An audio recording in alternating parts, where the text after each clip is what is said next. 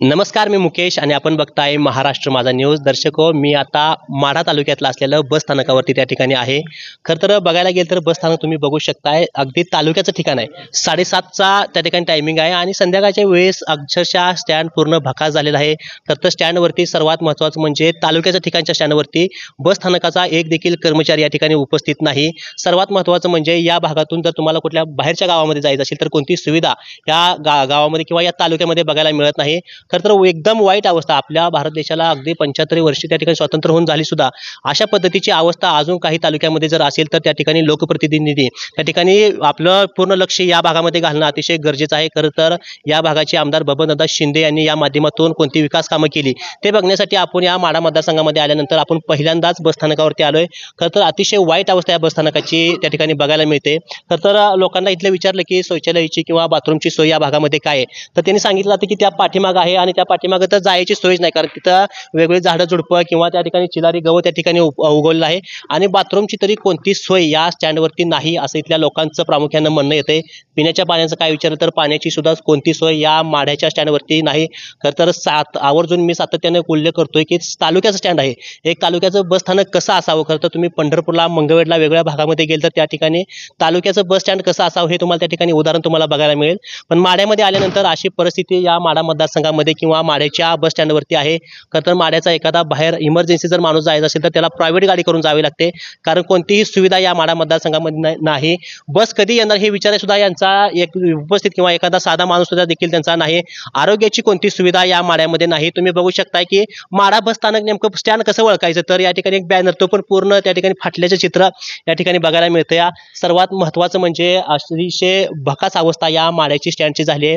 बाथरूमची सर्वात महत्त्वाची म्हणजे महिलांसाठी असेल किंवा सर्वांसाठीच बाथरूमची सुद्धा अवस्था या माढ्यामध्ये, माढ्याच्या बस स्थानकावरती नाही. त्यामुळे कुठेतरी लोकांचा रोष या विद्यमान आमदारावरती असल्याचं चित्र बघायला मिळते.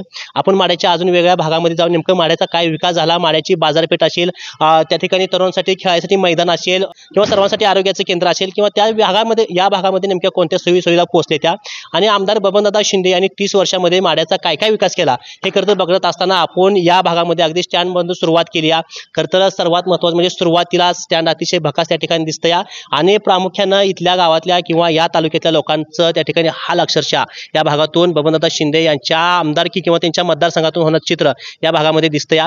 नेमकं बबनदादा शिंदेने 30 वर्ष मतदारसंघामध्ये कोणती कामं केली किंवा लोकांनी त्यांना का निवडून दिलं हाच खरा महत्त्वाचा प्रश्न होतोय. कारण मी आधीच तुम्हाला सुरुवातीला सांगितलं की आपली महासत्ता व्हायच्या दिशेने आपला भारत देश चालू आहे, पण अजून सुद्धा या खरं तर खेडेगाव असं विषय वेगळा होता. खेड्याचं स्टँड असलं तर आपण समजून घेऊ शकलो असतो, पण तालुक्याचं ठिकाण आणि तालुक्याच्या ठिकाणी जर अशा घटना किंवा असं त्या ठिकाणी तुम्हाला जर बघायला मिळत असेल, एखादा पोलीस प्रशासनातला माणूस सुद्धा या स्टँडवरती नाही. खरं तर गावातलीच काही 4-5 माणसं अगदी शांत ठिकाण असावं म्हणून स्टँडवरती आहेत लोक. खरं तर स्टँडवरती त्या ठिकाणी बऱ्याच ठिकाणी कालवा असतो, पण या भागामध्ये शांतीचं ठिकाण म्हणून त्या ठिकाणी स्टँडकडे बघितलं जाते. अतिशय वाईट अवस्था. ही शेवटची बस त्या ठिकाणी कुठल्या तर ग्रामीण भागामध्ये चालली आणि ही बस गेल्यानंतर एखाद्या यातल्या लोकांना बाहेरच्या गावामध्ये किंवा सर्वात महत्त्वाचं म्हणजे तालुक्याच्या ठिकाणी जायचं असेल किंवा जिल्ह्याच्या ठिकाणी जायचं असेल आणि संध्याकाळी काहीतरी इमर्जन्सी असेल, तशी कोणती सुद्धा सुविधा या स्टँडवरती बघायला मिळत नाही. खरं तर माढ्यामध्ये अनेक प्रश्न उपस्थित आहेत. माढ्यामध्ये पाण्याचा प्रश्न उपस्थित आहे, त्या ठिकाणी स्वच्छतेचा प्रश्न उपस्थित आहे, आरोग्याचा प्रश्न उपस्थित आहे, शाळेचा प्रश्न उपस्थित आहे. आणि या एकूण अनुषंगानं सर्वात महत्त्वाचं म्हणजे बबनदादा शिंदेच्या कार्यकाळामध्ये जे माढ्याचा जो भकास लोकांनी सांगण्यात येतोय की तो अक्षरशः आपण महाराष्ट्र माझाच्या माध्यमातून बघायला मिळतोय. खरं तर शेवटची बस गेल्यानंतर अगदी 7:30 वाजले, त्या स्टँडवरती एक सुद्धा बस त्या ठिकाणी प्रवासासाठी किंवा इतर त्या ठिकाणी नागरिकांसाठी उपस्थित नसल्यामुळं प्रामुख्याने इथल्या लोकांचा रोष बबनदादा शिंदेवरती दिसतोय आणि त्यामुळं यावेळी परिवर्तन होणार, बदल हवा, आमदार नवाशी चित्र या माढा मतदारसंघामध्ये आहेत. तर यामुळं, या दुरावस्थेमुळे लोकांचं त्या ठिकाणी परिवर्तन होणार अशी चर्चा या माढा मतदारसंघामध्ये बघायला मिळते. कॅमेरामॅन संकेत सोबत मी मुकेश, महाराष्ट्र माझा, माढा बस स्थानक.